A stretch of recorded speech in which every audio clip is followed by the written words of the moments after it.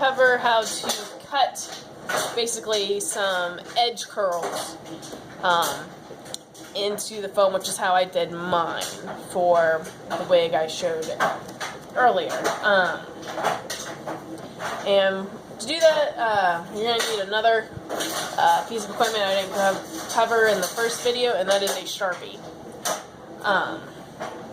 So first you want to pick a spot. It's a circle, it doesn't really matter where you pick. We're going to do a straight line.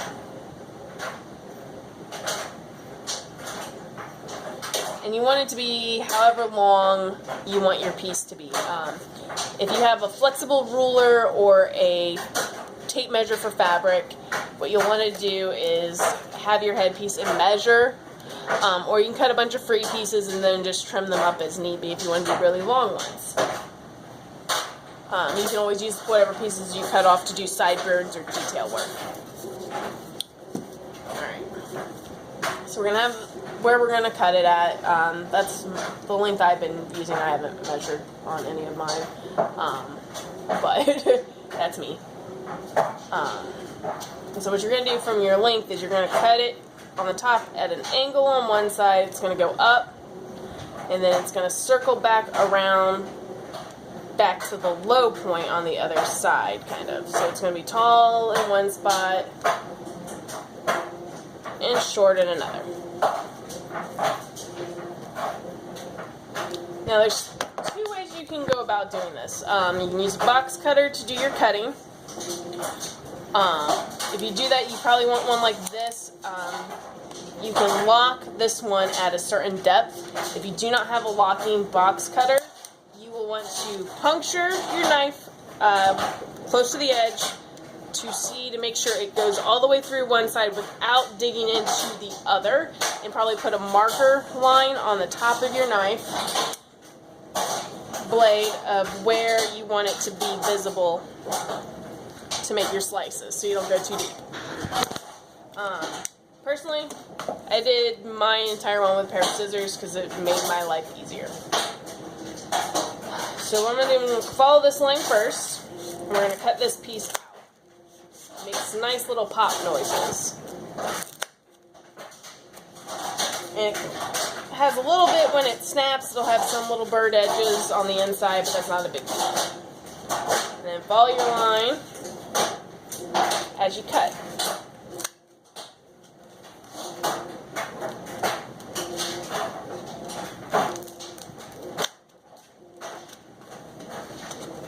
I'm kind of unrolling it as I cut. That's why we do the long seam first. It just makes it easier to go around. Right, it's got a little point on one end, flat on the other. You're going to start on your flat end for your straight away.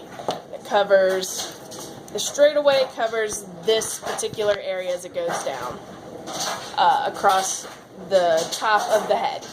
So then the curls end up at the end.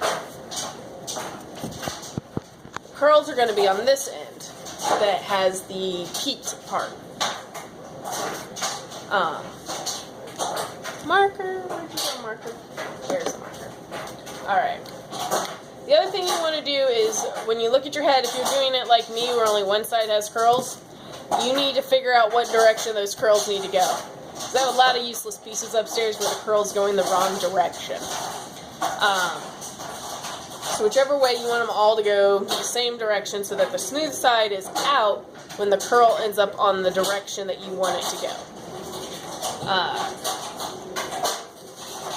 So this is on the left side on mine, so I'm going to make sure that I cut the curl towards the left side on my piece. This might get more complicated depending on if you're left-handed or right-handed. I'm not sure. I'm right-handed, just in case. So we're going to follow the line with the Sharpie again. You can pick any width you want. Skinnier pieces start out skinny, wider pieces just go wider. It's not a big deal of what you choose to do it as. I did variations of both, of different widths. For this one, so it's visible, I'm going to go kind of big, just so it's easy to see what we're doing. As my marker dries out, of course. Alright, we're going to switch to the red one since that one dried out. This isn't a Sharpie, so nice big red line here. We're going to go around.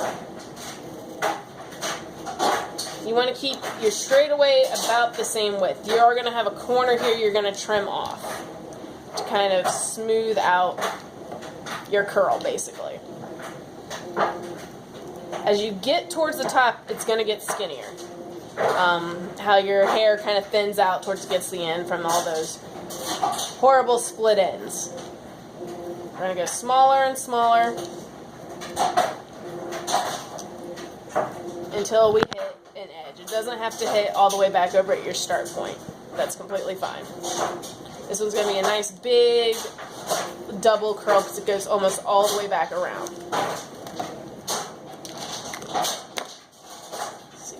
Do it again. Start.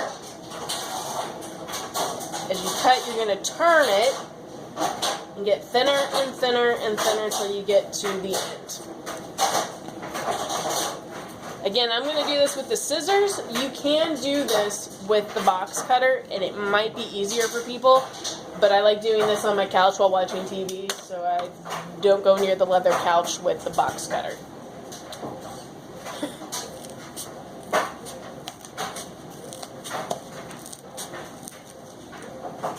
Then as you get to the turn, the smaller parts of the scissors, if you have child safety scissors that are smaller, it actually might work better for you than the longer scissors, especially going around the curves. But that's just kind of personal preference or what you have available. I'm okay with the little short snips. It just makes a nice popping noise. And how the edge looks isn't going to affect, for the most part, what I'm doing.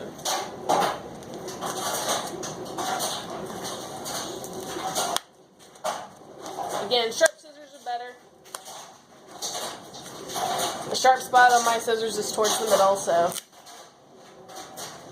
And that's what we have after we're done. And we're basically going to just keep following that to do the next one and the next one. And they're progressively going to get shorter because you're taking off a piece. Here's what the piece looks like to start with. You see it's kind of really thick, really bulky, and we still have this weird corner on the one side. So the next step to complete the look into the strips that are on the side piece of the head, see these are a lot thinner than what this is. If you put this on here, you probably could, but that's going to look really bulky and not as clean because you're going to have this huge exposed edge. So after that, I have the smooth side out. Again, if you're different-handed, whatever side, doesn't matter. What you're going to do is you're going to cut close to the edge of it. It's still kind of thick. It's, and wide enough that it's easy to handle the cutting aspect of it. I'm not being too accurate. We're going to cut the thickness all the way down and around. That gives us 2 pieces for every one we cut.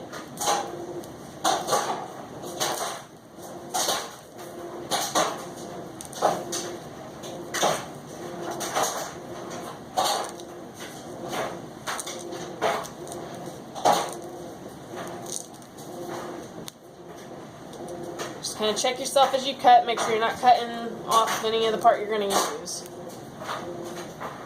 The noodle is flexible, so you can move it before you clamp down with the scissors to make sure you don't cut where you're not supposed to. Even around the turn, you can totally do that. Now, once again, like when we cut the other direction, as we get towards the point, this thickness here is going to get smaller.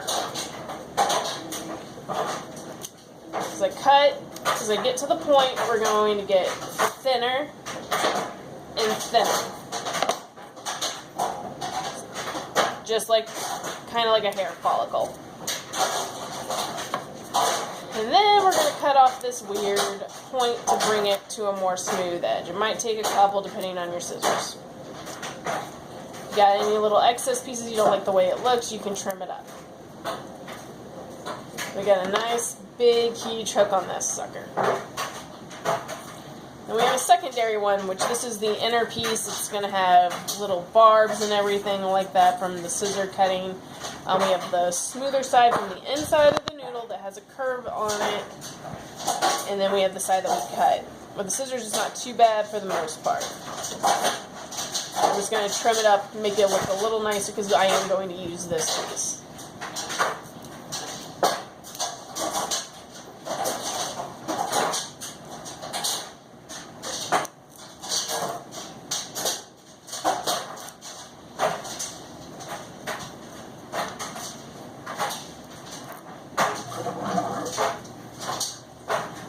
You are going to get a lot of little scrap pieces. Some will end up bigger than others, and I suggest the slightly larger ones. Like this one has a break here, so I'm still trimming it up like it was an endable piece. But I'm actually going to trim it right here where the cut is. We have a nice little piece here. You can use these smaller pieces to add detail work to make it look like a smaller piece of hair follicle, like a layered hairstyle, or a little spike that's sticking up, or whatnot. So I wouldn't throw away any of the really big chunks. Something like this, though, I would totally toss.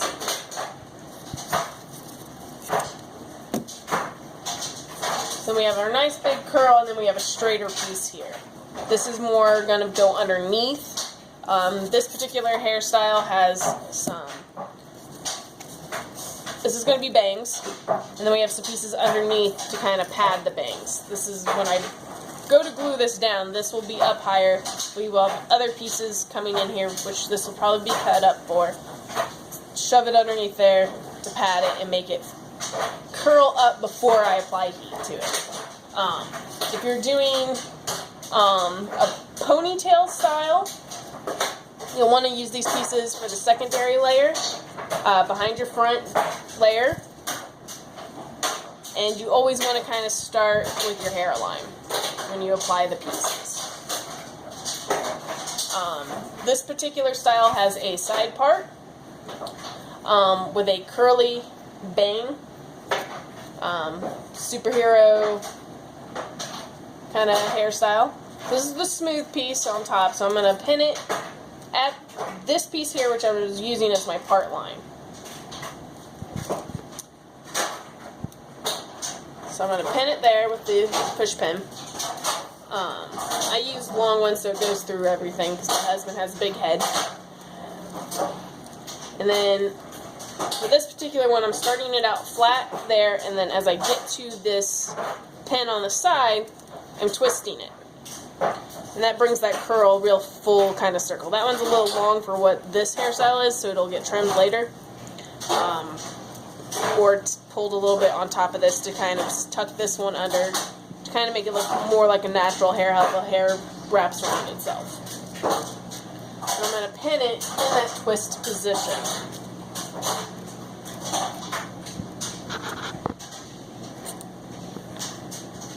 That same twisting motion is how I did the bang as well.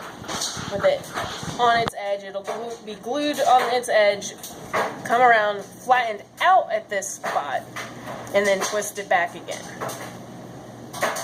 So depending on what kind of hairstyle you want to do, you're just going to have to kind of play with the pieces a little bit. This is kind of really complicated with having the curls in it. So if you wanted to do a straighter piece and then wrap it with the heat gun, or hair dryer actually instead of heat gun, it will still make any twist, but you don't have to make those decisions in your cutting process. Other than that, you definitely any kind of style you're doing, you want to start at your hairline all the way around. This one, the only visible parts of the styling are towards the front. The back is just kind of straight and smoothed down. So it's just kind of how I'm choosing to style this wig. As you can see, I got holes in this head cap for ears. And I'm manipulating the noodles around that position because that has to stay open. If you are making one that the hair design is going over the ears, make sure when you pin it, you have enough space that it's not going to push pressure on the ears or rip off your noodle when you put it on and your ears push on it. Because I actually have really big ears, so that's actually a problem. After it's applied down, you want to definitely pin everything before you glue it. As you get new pieces, you will make design changes. Something will look better. Some piece you cut out will look better in a spot than one you're already stuck there. After you have pieces, it doesn't matter. Like, these are very long, and this looks very feminine right now. But these are going to be trimmed to give it a more kind of masculine cut sideburn. So this will just get cut with scissors afterwards. Same with the back, and I can take some of these little pieces and fill in these small pieces here without bulking up the style. If you put too many pieces of hair underneath something, it will get really big really fast. To have it look kind of smooth and not as bulky, this is all single layer right here, along with this side at the crown, and then I don't put a secondary layer until about halfway down the head onto the side.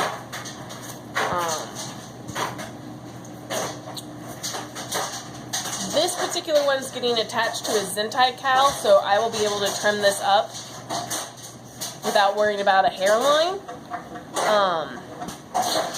But if you want to make sure on your model or whoever you're making this for, if it's you, that the foam base and your hair that you are sculpting covers your hairline, because there isn't really any way to restyle it once it's on your head to pull a piece down over your natural hairline, unless you put a bald cap or something underneath or shave your head, which I like the shaved head look, but that's not for everybody.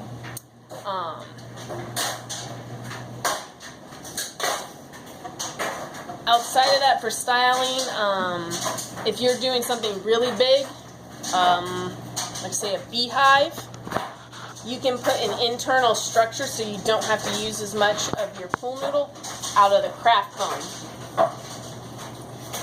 And then build your foam pieces over top of that. And it really, really helps reduce weight, and it lets you put a fan on the inside because this material is not going to breathe at all. Your head is going to sweat. If you do it that way, you can put holes on the inside here and put a fan inside, hidden inside the pool noodle. So I guess, say this was completely finished, the next step would be, for the masking tape I showed in the first video that we haven't used up until this point, say it's all pinned down, we are going to tape huge sections of this together, exactly how it's pinned down. You want to make sure the pins are out or poke holes in your tape so you can get to your pins.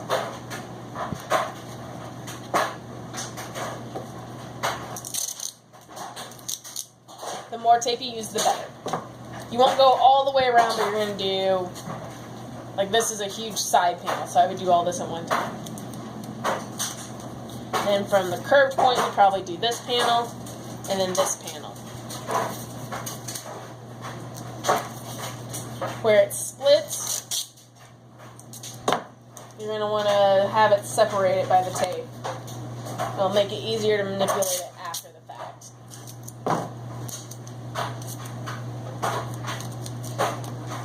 More tape better, please. If you use duct tape, be really careful pulling it off because you will rip out chunks of the foam. I really like the masking tape and painter's tape. We would tape it all like this. Slowly pull out your pins and take it off as a single piece. Don't take the tape off after you pull it off the head. You would lay this down on a piece of cardboard, the piece that you lift off, and then pin it to the cardboard from the internal side. The side that's applied to your head is going to be face up. You would spray that down with the adhesive, and then you would also apply adhesive to this. You do not want to apply adhesive to your headpiece until all of the foam noodle is off, because it'll give a weird texture to your pool noodle for painting purposes. You might even want to label these before you take them off, like left side, right side, A, B, back, top, back, bottom, depending on your hairstyle, how many pieces you need to break it up into. After the glue tacks up on both your noodles and your head cap, you are going to reapply it. You'll take out your pins out of your cardboard, attach it back to where it was on the head, and repin it until the glue completely grabs hold. Both sides need to be dry before you apply them to each other. Directions are usually on the can as well. Or if you're using paintable adhesive, you can apply it. But this way, if you do it in big chunks, you don't have to remember which piece fell on top of which one to know that you need a little bit of tack here. It's already kind of attached. When you get it back on the head, you'll take your tape off. Once it's dry, you will pull your pins back out, and then it'll be ready for paint. I'll do another video when we get to that point. I still have half a head I need to apply strips to.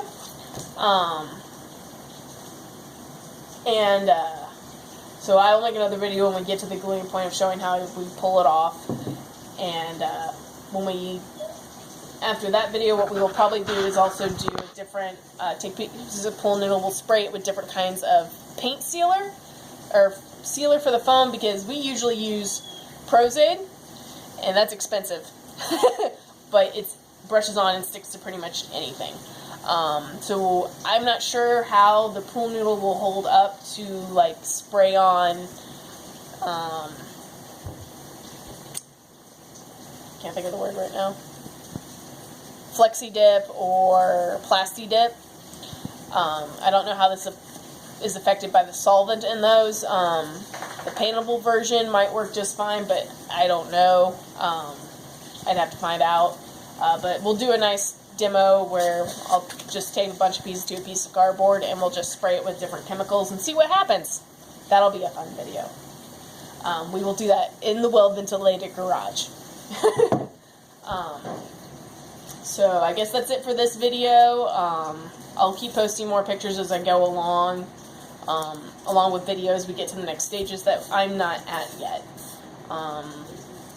So if anyone has any more questions or anything, or different hairstylings, just let me know. And I guess that's all. Thank you.